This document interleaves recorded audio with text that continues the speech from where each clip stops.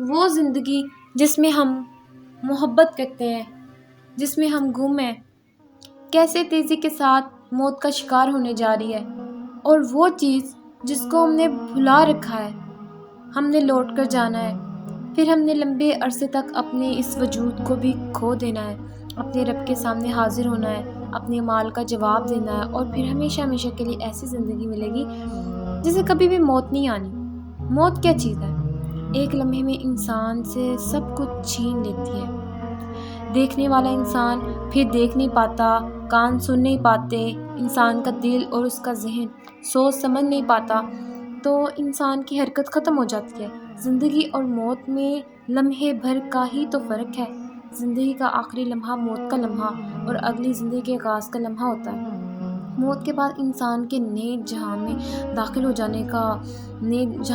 جاتا ہے، اور اس نے اپنی پوری زندگی میں جو کچھ بھی رقم کر رکھا ہوتا ہے، موت کی وجہ سے اس کا اختتام ہو جاتا ہے۔ یعنی اس نے کام کیے، اس کی حیات جس طرح سے گزری، جو کچھ بھی اس نے اپنی زندگی میں اچھا کیا یا برا کیا، ایک تاریخ وہ ہے جو اللہ تعالیٰ کے معزز فرشتے لکھتے ہیں، اور ایک تاریخ وہ ہوتی ہے جو انسان کے اپنے ذہن میں ہوتی ہے۔ اس کی زبان پر اپنے پیاروں کے سامنے، ارد گرد والوں کے سامنے اس تاریخ کا اظہار ہوتا رہتا ہے کہ فلاں وقت میں فلاں کام ہوا، ہم جب چھوٹے تھے پھر یوں ہوا کرتا تھا، ہم نے تعلیم کہاں سے پائی، ہم کن لوگوں کے درمیان رہے، پھر زندگی کا کون سا وقت تھا جب اللہ رب العزت کے عزم سے ایک گھر سے دوسرے گھر کے لیے ہمیں منتقل کر دیا گیا۔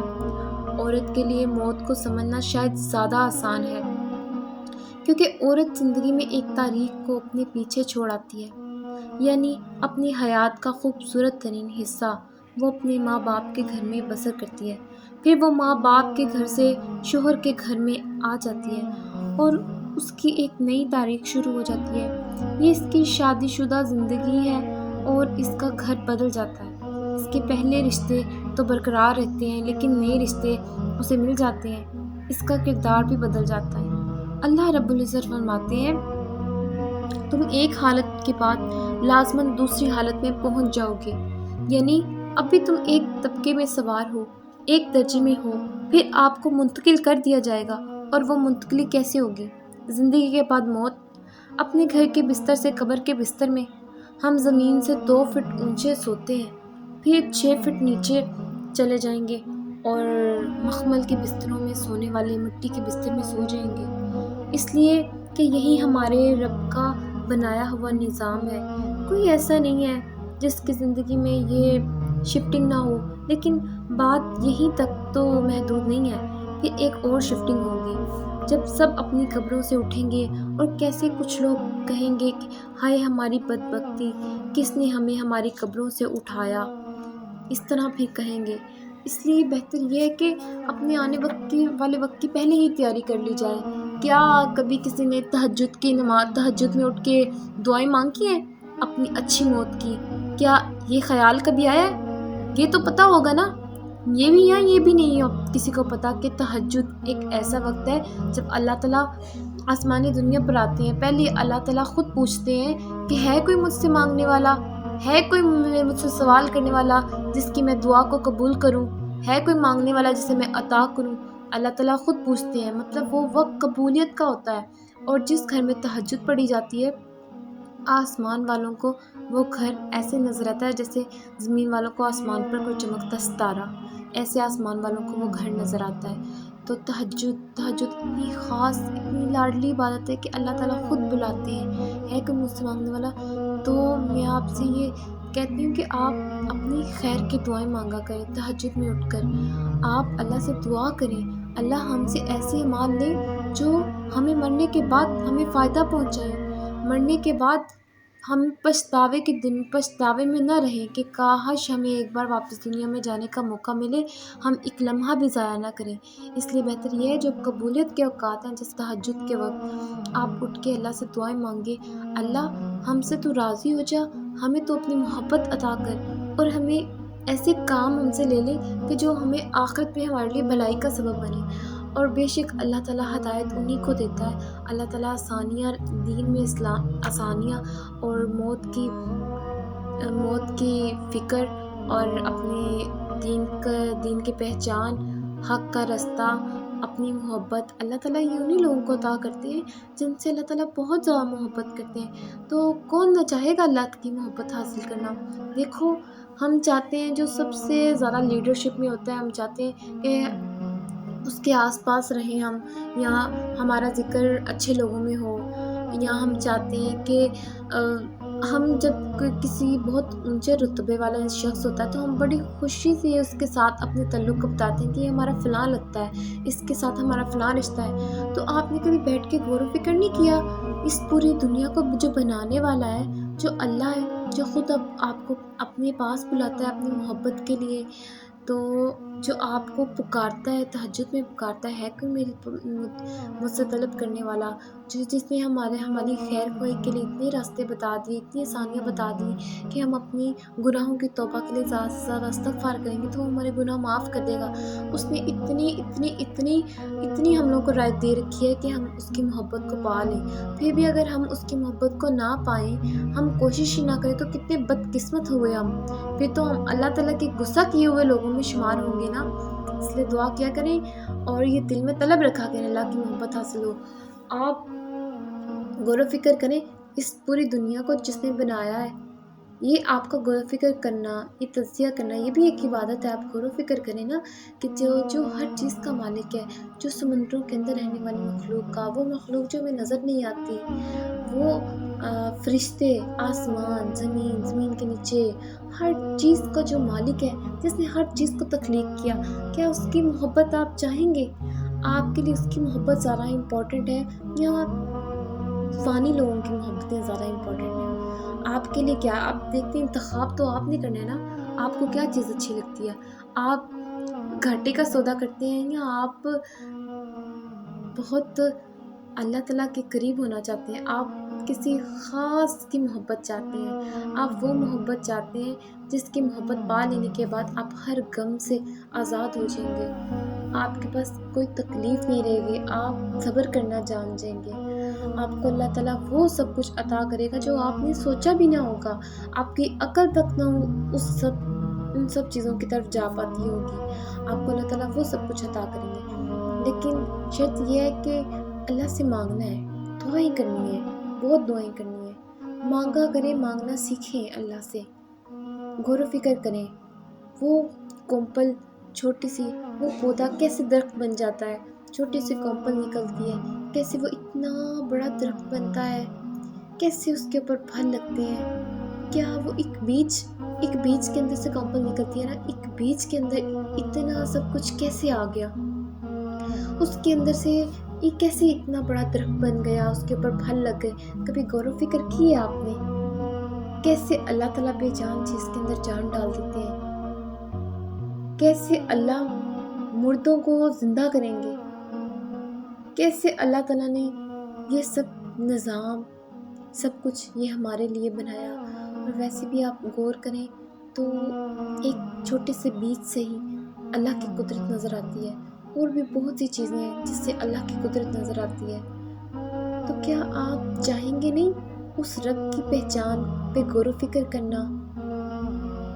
اس نے کیسے تخلیق کیا اس کائنات کو؟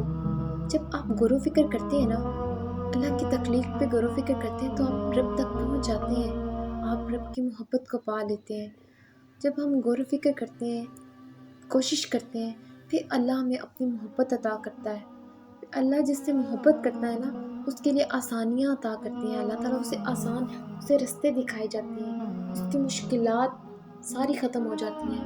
اس طرح پھر اس کا دنیا کا سفر بھی آسان ہوتا ہے اور آخرت کا بھی، آخرت کی منزل کے لیے وہ اپنی بہتر تیاری کر پاتا ہے۔ زندگی میں کتنے کم لوگوں کو اس تصدیق کا موقع ملتا ہے کہ حالانکہ خبر تو سب کو ہے، لیکن یہ خبر زندگی میں شامل نہیں۔ جیسے فرض کریں آپ کو خبر ملتی ہے کہ دنیا کے کسی علاقے میں سیلاب آ گیا، کہیں آگ لگ گئی، کہیں کوئی قتل ہو گیا، ایسی کتنی خبریں آپ پڑھتے ہیں، سنتے ہیں، لیکن کتنی دیر تک آپ اسے اپنی زندگی میں شامل کرتے ہیں؟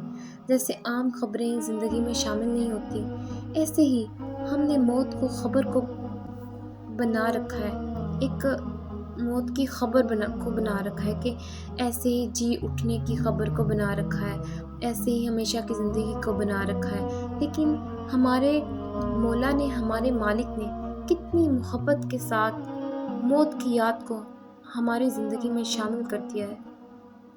درود و سلام ہو اس ہستی پر جنہوں نے ہمیں ہر بار بستر پر جاتے ہوئے موت کی یاد دلا دی۔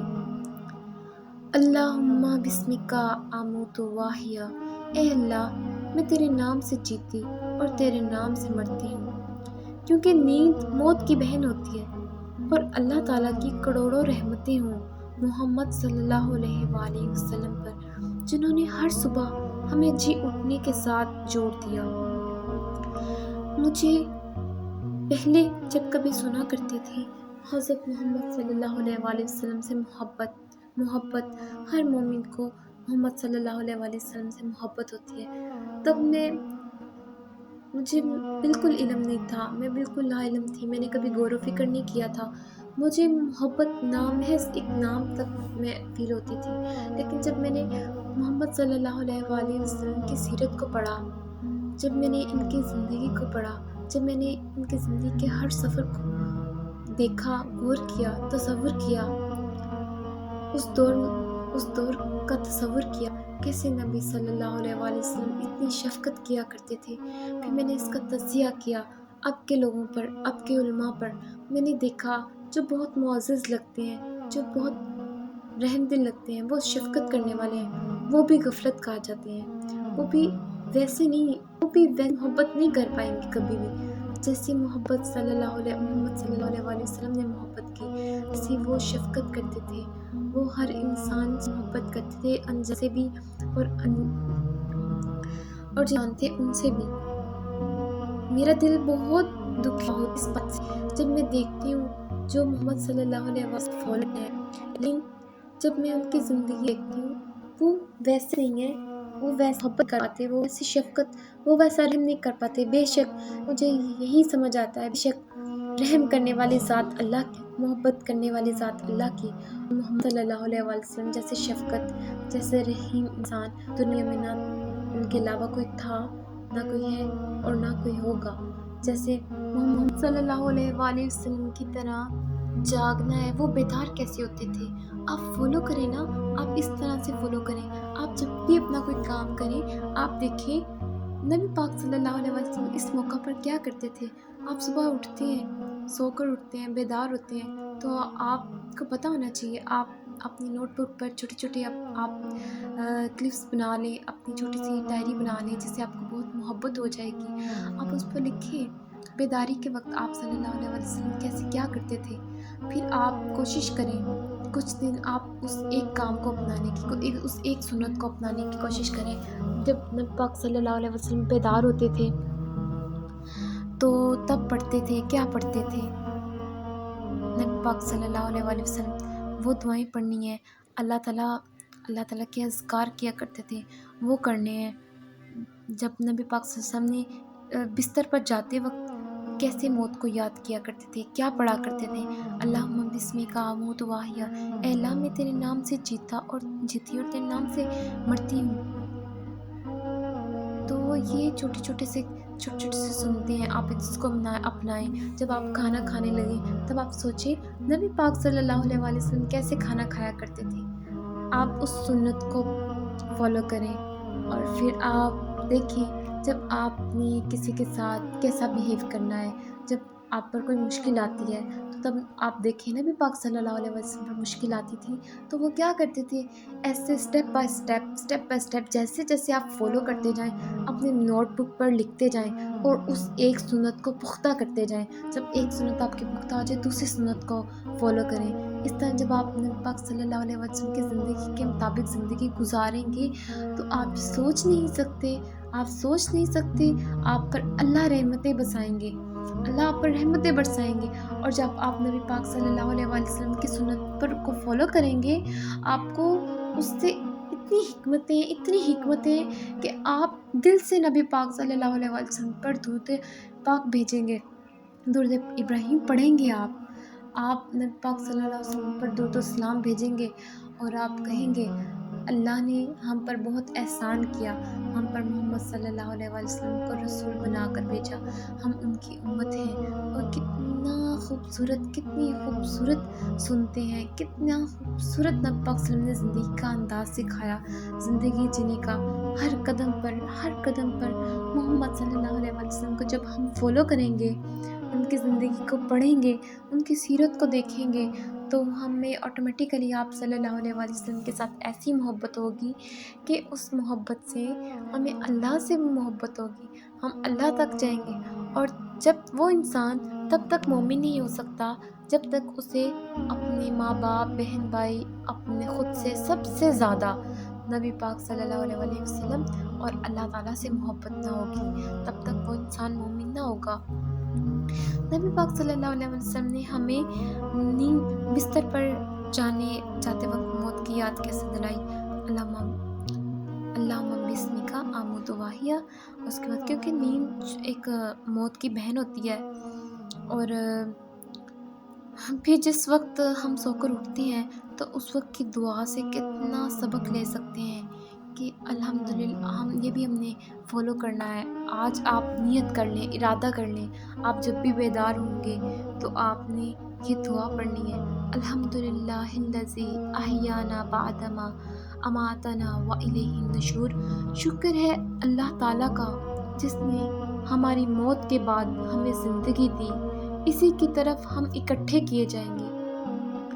شکر ہے اللہ تعالیٰ کا جس نے ہماری موت کے بعد ہمیں زندگی دی۔ اے نیا دن، یہ ایک نیا دن ایک نئی زندگی کی طرح ہی ہوتا ہے، اور اسی اپنے رب کی طرف ہم اکٹھے کیے جائیں گے۔ آج بھی ایسا ہوتا ہے کہ ہم سب الگ الگ اٹھتے ہیں، پھر کیسے اٹھے جاتے ہیں، پھر ہم الگ الگ تو اٹھتے ہیں لیکن پھر کیسے ہم اکٹھے ہو جاتے ہیں؟ کل بھی اکٹھے ہونا ہے، اور کل کا اکٹھا ہونا حساب کتاب کے لیے کیسے ہوگا؟ اور اللہ تعالیٰ کا شکر ہے کہ ہم آج اپنے جانے کی تیاری کے لیے، یاد دہانی کے لیے اور اپنی زندگی کی تبدیلی کے لیے اکٹھے ہوتے ہیں۔ یہ اللہ تعالیٰ کی ذات کا احسان ہے۔ یہ کتنا پیارا دین ہے جو موت اور جی اٹھنے کو بھولنے نہیں دیتا، اور موت کے بعد کی زندگی کے جتنے مراحل ہیں جب ہم انہیں پڑھتے ہیں، ان کے بارے میں سنتے ہیں، تو وہ صرف الفاظ کا معاملہ رہ جاتا ہے، جبکہ یہ معاملہ تو غور و فکر کا ہے، اپنی زندگی میں اسے رچانے کا ہے، اپنی سوچوں میں اسے بسانے کا ہے۔ قبر ایک دن میں 70 مرتبہ اپنے اندر آنے والے کو یاد کرتی ہے، اور جس نے قبر میں جانا ہے، جس کے پاس حیات ہے، جو سوچ سمجھ سکتا ہے، وہ شاید کبھی ایک بار یا کچھ بار یاد کرتا ہے، اور کتنے ہی انسانوں پر بہت عرصہ بیت جاتا ہے کہ وہ کبھی قبر کو یاد نہیں کرتے۔ اگر یقین نہیں آتا تو اپنے گھر میں دیکھیے جن کے بچے ہیں، وہ یہ دیکھیے کہ کیا انہوں نے اپنے بچوں کو موت کی یاد میں اور جی اٹھنے کی یاد میں جینا سکھایا ہے؟ کتنی بار اپنے بچوں کو یاد دلاتے ہیں؟ اس سے آپ کو پتہ لگ جائے گا کہ آپ کی سوچ، آپ کے مزاج کیسے ہیں۔ جو موت کی یاد میں جیتا ہے، جو جی اٹھنے کی یاد میں جیتا ہے، اس کی زندگی بدل جاتی ہے، اس کی گفتگو بھی بدل جاتی ہے۔ جو تذکرے اسے نفع دیتے ہیں، وہی تذکرے دوسروں کو بھی نفع دیتے ہیں۔ وہ جہاں اٹھتا ہے، بیٹھتا ہے، جن لوگوں سے بات کرتا ہے، تو جو چیز اس کی یادوں میں ہے وہ اس کی زبان پر بھی آتی ہے، اس کی زبان پر وہ رہتی ہے اور دوسروں تک پہنچتی ہے۔ خود سے سوال کر کے دیکھیے، ایک دن میں کتنی بار خود موت کا تذکرہ کرتے ہیں آپ؟ اور اقبال نے کہا، آپ کے سامنے اس لیے رکھ رہی ہوں کہ تاکہ یہ سمجھ آ جائے موت کی یاد کتنی نفع مند ہے۔ شاعر نے کہا، علامہ اقبال نے، موت کے آئینے میں دکھا کر تجھے رخ دوست، زندگی کو اور بھی تیرے لیے دشوار کرے۔ یعنی یہ موت کا آئینہ ہے جس میں کوئی اپنے رب کا چہرہ دیکھ لیتا ہے کہ موت کے بعد اس سے ملاقات ہونے والی ہے۔ پھر دنیا مومن کے لیے قید خانہ بن جاتی ہے، کیونکہ دنیا تو کافر کی جنت ہے اور مومن کی جنت تو اس کے رب کے پاس ہے۔ ہاں، یہ موت المناک ہے، دردناک ہے، لیکن اس کے لیے جو موت کو بھولا رہتا ہے اور جو ہر وقت موت کو یاد کرتا ہے، موت کے آنے پر اسے مزید یقین آتا ہے اور وہ مطمئن ہو جاتا ہے، اطمینان میں آ جاتا ہے کہ آنے والی آ پہنچی۔ جس نے موت سے پہلے، موت کے بعد آنے والے وقت کے لیے تیاری کی ہوگی، وہی المناک موت انجام سے بچ سکتا ہے۔ یا اللہ، اے ہمارے رب، ہم بھی ایسے لوگوں میں شامل فرما دے ہمیں، جو کبھی آپ نے سوچا کہ موت کے بعد ہم سب کیا کریں گے۔ جب آپ اپنے بستر پر لیٹتے ہیں تو آپ گفتگو کرتے ہیں اور یقیناً دعائیں بھی کرتے ہوں گے۔ آپ میں سے بہت سے لوگ ایسے ہیں جو اپنی نیند سے پہلے اپنے رب کا ذکر اسی طرح کرتے ہیں جیسے محمد صلی اللہ علیہ وآلہ وسلم کیا کرتے تھے، لیکن ایسے لوگ بھی ہیں جو بستر پر جا کر اپنے رب کو یاد کرنے اور لوٹ جانے کو یاد کرنے کی بجائے اپنی دنیا کو ہی یاد کرتے رہتے ہیں۔ وہ کبھی نہیں سوچتے آج جیسے بستر پر لیٹے ہیں، کل قبر میں آنے والی رات کیسے مجھ پر آئے گی، میں وہ رات کیسے بتاؤں گی، ہر رات کے بعد جب دن آئے گا تو میرے وہ دن کیسے بیتیں گے، وہ زندگی کیسے زندگی ہوگی۔ یاد کرنے کی بات آج کی ہے، کل والے کو تو پتہ ہی نہیں ہوگا۔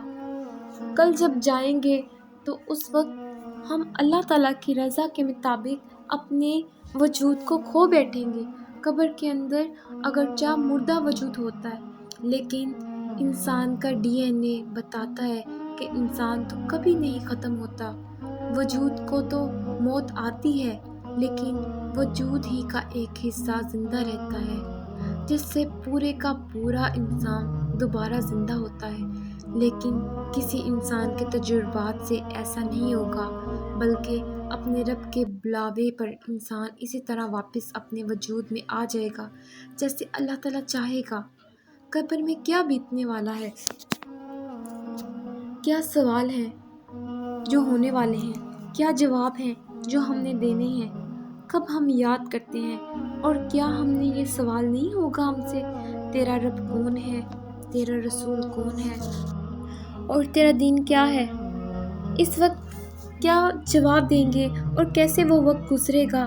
آج لوگ اپنا وقت گزارنا چاہتے ہیں اور ٹائم ضائع کرنے کے لیے کتنے طریقے اختیار کیے جاتے ہیں، کیونکہ وہ وقت سے فائدہ نہیں اٹھاتے۔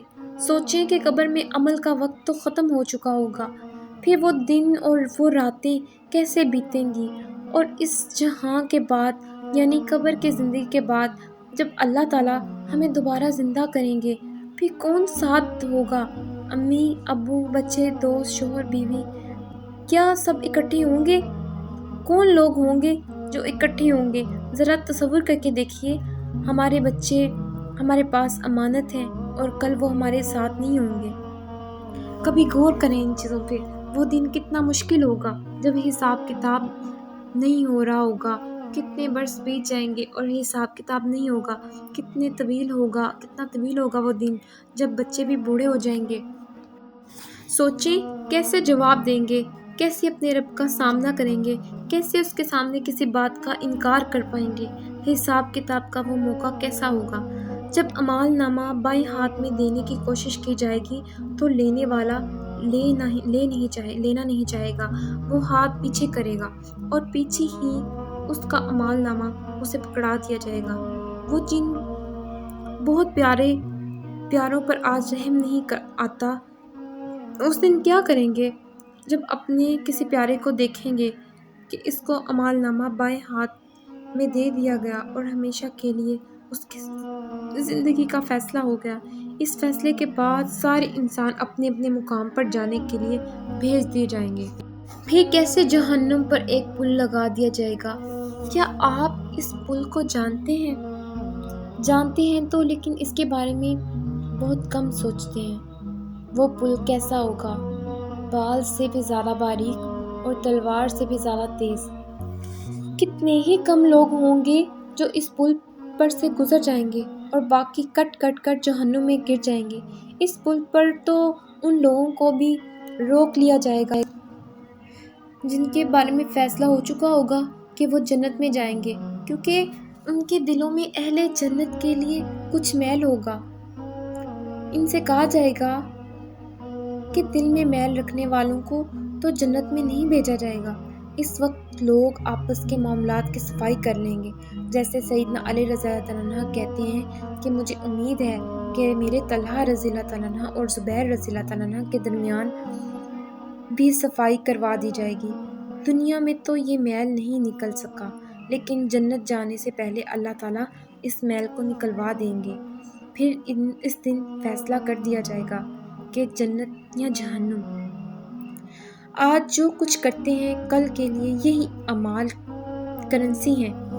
کیسے وہ وقت گزرے گا کہ جو جنت میں جائیں گے وہ تو عیش کی زندگی پائیں گے، اور اگر فیصلہ ان کے خلاف ہو گیا تو وہ دن اور راتیں کیسے بیتیں گی۔ ثم لا يموت فيها ولا يحيا، پھر وہ نہ اس میں جئیں گے نہ مریں گے۔ اللہ تعالیٰ سے دعا ہے اللہ ہمیں خیر کی موت عطا کرے اور اللہ ہمیں آخرت کی فکر لگا دے۔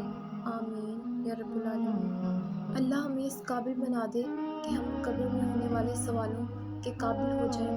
اللہ تعالیٰ ہم سے ایسے اعمال لے لیں۔ آمین۔